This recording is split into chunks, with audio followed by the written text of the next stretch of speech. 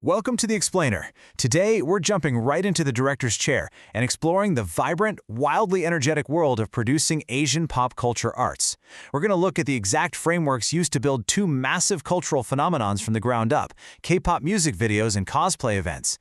You know, these aren't just weekend hobbies anymore. They're massive global industries driven by meticulous production frameworks. So if you've ever wanted to know how a raw idea transforms into a dazzling final performance that captivates millions, well, you're in exactly the right place. Okay, let's dive into this. For our agenda today, we've got 1. Pop culture creative works, 2. The universal production blueprint, 3. Directing K-pop music videos, 4. Bringing cosplay to life, 5. Evaluating the masterpiece, and 6. The ultimate creator showcase. So have you ever wondered what it truly takes behind the scenes to produce a flawless K-pop video or an unforgettable cosplay event? When we watch a perfectly synchronized dance break or see a character step right out of an anime, it looks completely effortless. But behind all that polish is a rigorous, multidisciplinary production process. And today, we're handing you the blueprint. Let's kick things off with Section 1, Pop Culture Creative Works. First up, music video performances. Now, this isn't just about recording someone singing into a microphone. It's a powerful, multifaceted medium, encompassing elements of artistic expression, storytelling, visual aesthetics, symbolism, and audience engagement. Think of how a specific color palette, a recurring motif, or even just a subtle shift in lighting can symbolize a character's emotional journey. It serves as this incredibly dynamic vehicle for artists to communicate and connect with their audience on a much deeper level. It's essentially visual storytelling operating at maximum volume. And then we have cosplay. Listen, cosplay is a multifaceted practice combining fandom, creativity, identity expression, performance, community, and celebration. It goes way beyond just putting on a costume. It's a deeply meaningful opportunity to engage with fictional worlds in a way that is tangible and completely immersive. Plus, it builds this massive sense of community and celebration among people who share that exact same passion. It literally turns solitary fandom into a shared, physical reality. Moving right along to Section 2, the Universal Production Blueprint. So the process boils down to 5 essential phases. 1. Concept development. 2. Rehearsals. 3. Filming. 4. Editing. And 5. Release. Now, what's really interesting about this is how these universal steps adapt depending on the specific project. Like, if you're doing a live cosplay showcase, your filming and editing might translate more into live staging and real-time costume adjustments. But that chronological flow, from the very first spark of an idea to the final public release, remains exactly the same. Let's see how this applies to our two mediums. Which brings us to Section 3, Directing K-pop music videos. Let's break down this high-energy digital workflow. First, you create a storyboard and find skilled dancers for choreography. In K-pop, you've got to match specific choreography hits to rapid-fire camera cuts. Then, work as a team to capture scenes based on the storyboard. After that, the post-production magic happens. You add visual effects, color grading, and sync the audio to create those hyper-real digital environments. Next, release teasers or trailers on social media to build the hype. And finally, release the final video to the public. Boom, a monumental digital undertaking. But here's a pro tip for you. Ensure equal distribution of roles based on interests, strengths, and production functions. Seriously, whether someone is the choreographer, the lead cast member, the costume designer, or handling the lighting, the workload absolutely needs to be balanced.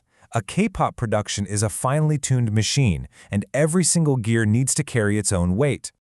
Switching gears now. Section 4. Bringing cosplay to life. So, hosting a live cosplay event relies heavily on real-time interaction. Here's the step-by-step. First, discuss themes, characters, costumes, and accessories. Once that's locked in, practice dialogue, gestures, and expressions to truly embody those characters. You have to bring them to life. Next, set up stations for showcasing costumes and props. Then, the main event. Host a cosplay parade or brief skits. And finally, facilitate a reflection discussion on the experience to unpack everything you just created together. And anchoring all of this is a much broader goal: empowering quality education and cultural literacy. Producing these creative works isn't just about having fun. It's a really powerful tool for promoting cultural awareness. By engaging with these arts, we're practicing teamwork and creating lifelong learning opportunities that connect us to a vibrant global culture. All right, Section 5. Evaluating the final masterpiece. Please don't think of this as some boring grading sheet. Think of it as your master checklist for achieving maximum stage impact. For K-pop criteria, we start with choreography, focusing on complexity, sync, precision, and formations.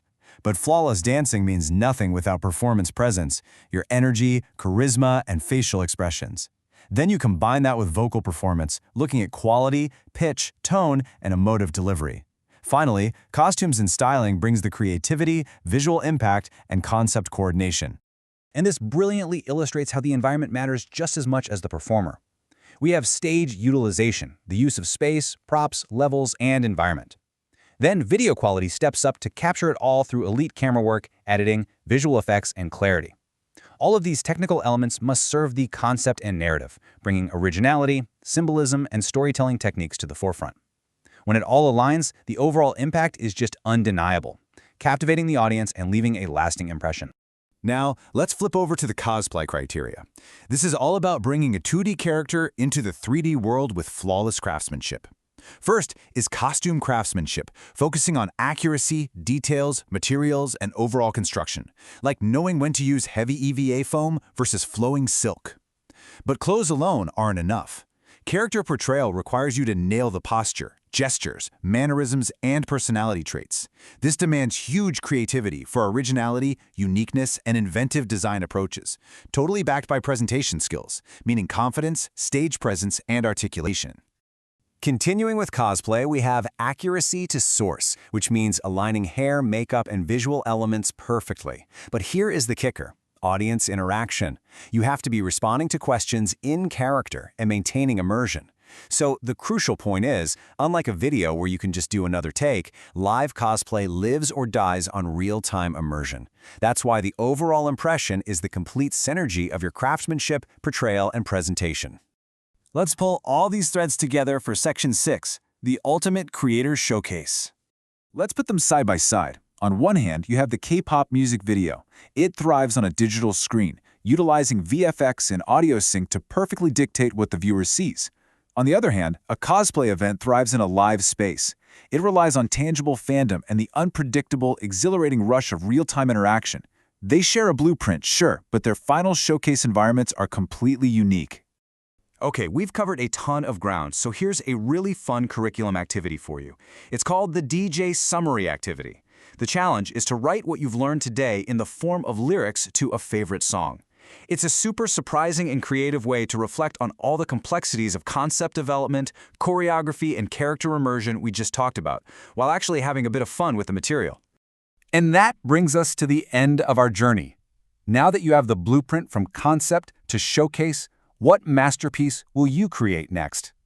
Whether you're drawn to the heavily orchestrated digital storytelling of a music video or the deeply tangible craftsmanship of a live cosplay event, you now have the exact frameworks to step into the role of a creator. The director's chair is all yours. Thanks so much for joining me for this explainer, and I absolutely can't wait to see what you produce.